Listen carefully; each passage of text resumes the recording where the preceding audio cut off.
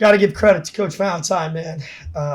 What a good team, tough, physical, older, experienced team they have, and they played like it. Um, I think Watson is the most improved player in this entire conference.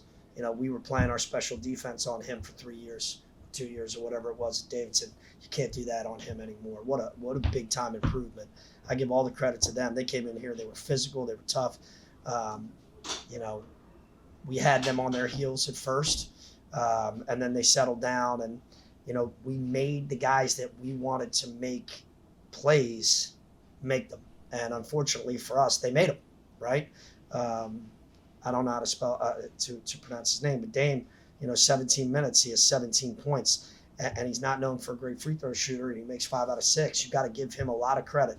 We got them in a one-on-one game, their bigs versus our bigs, offensively, to take them out of a lot of their rhythm and what they wanted to do.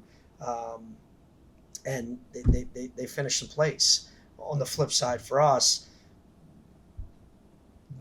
their experience, right? They had multiple fifth-year seniors, a sixth-year senior. You could see it down the stretch. They'd make winning plays. A couple of offensive rebounds that were just daggers. Watson sticking a three at the clock when we had them dead in the water. They didn't know what to do. We were in a zone, and he bangs the three because we made a mistake and went under when we're supposed to go over. Then, I think 28 seconds when Norris hits his only points of the game, which was a massive three, well beyond NBA range, dead in the water. We got to know to step up. You got to know the clock's down. You got to contest that, but still a ridiculous shot, right? So older teams, more experienced teams that are tough, and they went through a lot of heartbreak last year. They learned from that, and they finished. So you got to give them a lot of credit. I want to give a shout-out to our fan base. Today was great. Students were not only there, they were energized, they were active, which was great. We fed off that. So hopefully we can continue that momentum. And we're just right there. We're really close, and we just got to understand little details. And when you have a younger team that need to make winning plays for 40 minutes, that's something we got to continue to learn from. Questions? Coach, there were a lot of plays in which Elijah was guarding a Delacune. Could you talk about, how you felt like Elijah handled that matchup, and both on the defensive end and on the offensive end, with 15 points from him today? Yeah, I mean, Elijah's getting better, right? He's staying out of foul trouble. He got in foul trouble in the first half. I'll have to watch the film and see how egregious they were, but he's learning how to guard and be more physical. I'm happy with the way he guarded. Yeah, I mean, Duncan, he finished, he had 6 field goals, right? So he finished a couple of big ones, but I don't necessarily know how many of those were on Elijah or Abdu, but you got to give him credit. He made some good moves and able to dribble, however many times and still finish. That's what we wanted, but he finished the plays. Very similar to the kid from Tulane who came in here a big night. So I'm proud of Elijah. He's continuing to develop. Need him to stay out of foul trouble in the first half because he's obviously extremely dynamic. His ability to stretch the floor both from 3 and 2 is big for us. So we got to keep him out of foul trouble, and we need him playing 20-plus minutes. Coach, Jameer Tripp had a pretty big night, obviously. He's a young freshman. Talked about this is a young team in the intro, but it just felt like in the second half, you did a lot of things right, made some plays to kind of keep the scoreline close, so finished with 11 points tonight. I just kind of want to get your thoughts on his performance tonight, what he offered. Yeah, he's so talented, so big and physical, right? So he can do a number of different things. The game's starting to slow down. He gets sped up a little too much and moves quicker than the ball. So that's something he's been working on. I'm really proud of him because, he is starting to slow down and be aware of his surroundings. And he is dedicating himself to the scouting report a lot more and understanding what we're doing on the defensive end. So he's got a ridiculously bright future. And I'm very excited about his development to this point. Coach, you mentioned foul trouble, specifically with Elijah, but in terms of the team, you guys found yourself in the bonus with a lot to give in the first half, and then Zach kind of took advantage of that. He had 2 trips to the line just off of take fouls and stuff. Can you talk about how important it is to take advantage of that? Yeah, I mean, we know that they're both of us foul way too much, and we knew that. I think we're second in the conference behind UMass, and they're third in the conference. All 3 of us are, way far down in the country. I think we're all three of us are in like the 240s, or excuse me, 340s or something like that. Yeah, 343. So we're averaging 22 fouls in the Atlantic 10. We were under our average, but we're averaging 20 point something for the entire year. They're averaging right around 20 as well for the season. So they only had 17. So they did a good job. Not in the first half. We did a good job of using our shot fakes, which we talked about multiple times. Get into the paint, use our shot fakes, get them up in the air, be physical. In the second half, we kind of got sped up. We didn't use our shot fakes as much, and they made us pay, and we didn't get to the free throw line as much as I would have liked in the second half.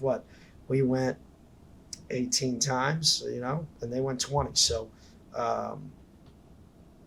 we got to convert, though. 13 for 18 isn't good enough when you're at home, and it's a one-possession game. All things considered, is this the best you played defensively? I think it's one of them, without a doubt. I think we were more physical, more tenacious. Their personnel lent to some of the things that we love to do, so that was part of it. But I was really pleased with most of the energy, the effort, and sticking to what we were trying to accomplish. But in the Atlantic 10, you make 4 or 5 big mistakes that equal, I think they only got 4 threes. So think about it. The first 3 was a mistake by us in the first half, Dawson. They went 1 for 3. Right, and then they went 3 for 7, and all 3 of those were end of clock mistakes that we made, and so those right there cost you the game. So I was really happy for the most part. I thought we played 18 of the best 20 minutes in the first half of defense that we had played all year, and then the last 2 minutes we let them go on a whatever run, 8-0 run or something like that, which hurt us. And then I thought for the most part in the second half we did a better job. But we got to play better in the post. We got to be able to guard big men, undersized big men, and he hurt us tonight. Coach, the last 2 games, obviously the shooting percentages aren't where you want to be, but the bench production, you had over 30 against Davidson, over 20 here this afternoon. What did you like about your guys coming off the bench, your role players, and really making an impact on the offensive end? Yeah, I mean, we have a lot of depth and talent. That's why I've continued to say this team has a higher ceiling than the last couple teams that I've been a part of here at Fordham, just because we have so many guys that can actually make plays. But the last 2 games at home, we've been really poor from 3.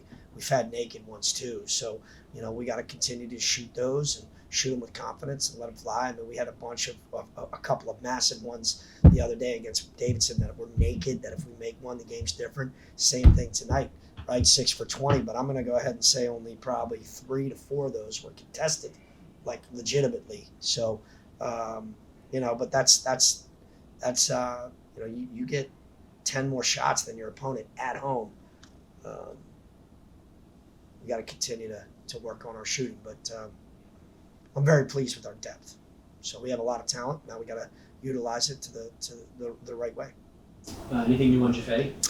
No, it's just he was game to game. He wanted to go, but the doctors again suggest that he didn't. It's a bad ankle sprain, so I'm certainly hopeful that he'll be back for Wednesday. But it was kind of a game time decision, and that was the decision that we all came to. There's no need to rush anybody back before, and then get hurt and extend it, for longer than it needs to be. I expect him to play Wednesday, so if he doesn't, that'll be a little bit of a shock to us. So he's been working hard to try to get back on the court. That's all I care about. And Ramad taking the spot in the starting lineup today, was there anything you liked out of him? Do you think, if there are opportunities for him to make another starting game, would you provide that for him? Yeah, there might be some opportunities. I mean, Elijah would have been, and Ramad knows this, so I'm not saying Elijah would have been, but he was a little under the weather yesterday and the day before, so he didn't really practice as much. But Elijah's earned that as well. So that's that small forward position is just, we have so much depth at that position, so it's a comfort for us for sure. But we'll see. We'll take a look at the film and see what happens here in the next couple of days. Great. Thanks, guys. Thanks, Coach. Go Rams. Thanks.